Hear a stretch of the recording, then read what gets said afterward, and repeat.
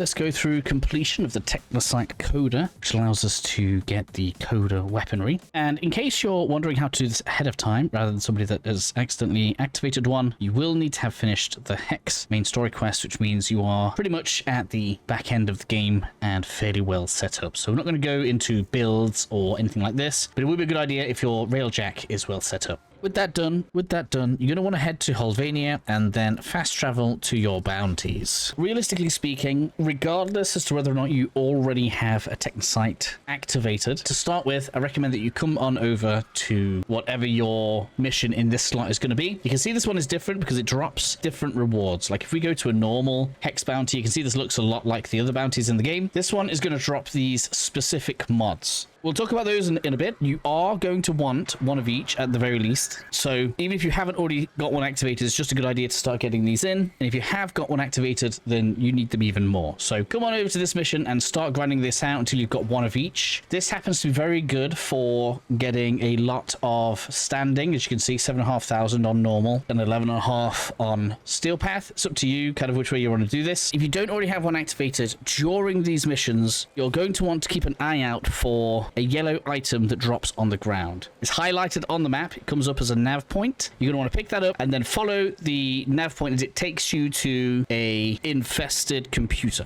With this infested computer, you have to beat an extremely hard game of Snake. I don't know how you're going to do it, but you'll get through it, I'm sure. And that is going to activate your Technocyte, which is the point that I'm at right now. So from this screen, we can see a few things. We can see the malware disinfection percentage. Now, one of the cool things about this one is you can ignore it if you want and just run through missions, and each time you fight it, it'll knock up by 5%. So if you want, it could take a long time, 20 encounters, if you don't do what I said before, getting these mods stocked up on so that we can take it down a bit faster than that. But I believe to finally kill it, you will need to have found the correct symbol. For those of you that have done previous Nemesis style enemies, don't worry, we don't need to get all 3 correct. Instead, we just need to find the correct one. That means what we need to do is come on over to our Parazon when we have one of each of the symbols, and we want to put 3 different symbols on. The order is not going to matter. And I'm sure as you're running through the missions, you'll get these potency mods as well. We'll switch those on later once we've discovered which symbol we want. Now, you can break this up however you like. I don't really care. And once we've tried these, if these are all incorrect, it's going to cross them off anyway. So you can be as organized or disorganized as you like. And then, of course, back onto this screen, we can also see the rewards that we're going to get for whatever it is that we do. If we decide to convert it so that it's a tradable Technocyte, these are what we'll get. And if we decide to kill it, we'll get the live heart cells. This is what you want, because this is how you're going to purchase the Coda weapons, which we'll show, obviously, after we've worked out how to hunt this down. But now that we're at this stage, when we come over to bounties here, you'll see that we have this symbol up in the top left corner of some of the bounties. That means if we run this, we have a small percentage to start with of encountering one. So if I run this right now, there's a 25% chance I will encounter the Technocyte. So I'm obviously going to go and do this now to see if we go ahead and have it turn up. If it doesn't show up, what we should find is on these other missions now, it has gone up to 50%. So I'm going to go ahead and I'm going to run another one so that we can get a clip of us encountering one so we can see what happens next. And as you'll see in the clip, what will happen is you'll attempt to take down your Technocyte. You'll find out whether or not you have picked the correct code. Now, because I got it first time, because I was majorly lucky, it's just going to tell me now these guys are susceptible to this 44 looking symbol. And you can see that it hasn't yet actually consumed the charge that we have on the mod. The cool thing about this is it means these are actually going to last for 3 of the Technocytes each. So whilst it does take a long time to get a full collection, they do last a fair amount of time. Additionally, you can see that our disinfection has gone up a little bit. Now it's time for us to make this go up faster. As we have been farming up the malware stuff, the green ones, we should now have a few of these gold ones to go with them. And as you can see, they give us additional disinfection rate. These do go down per use, so just be aware of that. So these are going to get used a lot faster. And it is, as it says, so it's an additional section on there. So if I put this one on and I put this one on, we're going to go up by an additional 25% each time that we take down one of the Technocytes. Use the ones that you think are the best.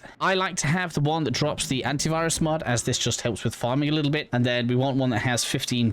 So I'm going to be going with Immuno Shield for that extra 15% there, meaning that we should be getting like 30% of the time, which, surprise, surprise, guys, should mean that 3 encounters will mean that we can get ourselves into the state where we can finish it off. So let's go ahead and get that done. Back on over to the bounty board, where you'll see that all of my encounters have reset. That is because we know the code. And so because we know the code, each time we encounter it, it's going to count as defeat. And that is going to reset the encounters across the bounties each time that we do this. This is going to make farming this guy up pretty fast. And as you'll see when the clip comes up, that is going to have pushed our disinfection rate much higher. And now we are all the way up at 45%. I haven't tested it, but it looks very much like we probably could get away with having 3 of the potency mods on here. But just for my own sanity, I prefer having this on there and ready, so I can just keep on encountering it until we have reached 100% disinfection, which is what I'm going to do now by using the methods that I've already shown you in the video. So we've reached 100% disinfection then. When you come to your bounties, you'll notice that they're no longer marked on here, and that's because they've moved to the railjack missions. So we're going to go ahead and leave Holvania, come on over to the star chart and select railjack up here. Now I believe it's still needed to be this far in the game anyway, so you should have a railjack. And if you're following the playlist, you should have a good railjack, if anything like what we've been doing. In any case, you come on over here, and as you can see, just in case it doesn't zoom straight in for you, it's over on Earth, and you should have this Technocyte Coda concert. Come prepared. I'm taking Hildren, which is probably a bad idea. In fact, I'm going to swap. I recommend either bringing something quite resilient or something that doesn't rely on shields. We're going to take a lot of magnetic damage, so Hildren specifically is not the Warframe to bring to this one. This is a fairly straightforward railjack mission. You can get through the whole thing just following the nav points. All we need to do is go towards the first one. You'll fight off a few enemies on the ship. Then you'll have to destroy the speaker. Literally just with normal shots from your ship is good enough. So even doing this solo is not difficult. You'll then have to rinse and repeat that because you have to do this twice. And then eventually you'll come to the final nav point where we'll enter onto the ship. Whilst we're on here, we just go through a couple of doors. We need to break some screens on the way in because we need to be big vandals. And then we can go into the final boss arena where we basically have to dodge all of the disco lights because they're what's going to do a lot of the damage. Try to avoid getting hit by some of the enemies, although they're not really going to be the problem. If anything, they're just feeding you health orbs and ammunition. And then eventually you'll find that the Technocyte's going to come down and fight you. You'll beat the Technocyte, and then we're going to do that twice. Once we've done that twice, you have beat one of the Technocytes. Now, the game encourages us to do this in squads because if we do this in a squad, you'll obviously have to defeat each squad's Technocyte, so you're going to have 4 rounds of this. But each additional squad member is going to get you an extra living heart cell, so it's going to make overall farming better off because you can get all of it done in one go. So it is going to be better off if you do it as a group, even if that makes this particular mission a little bit longer, and that is going to give you the heart cells that you need to be able to buy the Coda weapons. So now that we've beaten our first Technocyte, you might be wondering where the reward was, and just take a look in your communication. You should find in your inbox you have been rewarded some live heart cells, plus you'll have the ones from hopefully defeating it in a squad. And then we come back to Helvania, and then we fast travel to Eleanor Nightingale, who has the Coda weapons. Now there isn't actually one here that I want right now, so I'm just going to save my heart cells. But if you've used these kind of weapons before, they work in exactly the same way, except for this is just a straight up shop that rotates every 4 days. It's literally just changed for me, and I don't want any of these weapons. So I've got 4 days to farm myself up some additional live heart cell right here. But all we do, we just select one of these. It's going to show us the stats on it. These are vastly improved over the standard ones. In fact, some of them seem a little bit astounding. It's 1100 base damage. It's pretty high. Of course, we pay the 10 for this, and you're going to see that we've got this toxin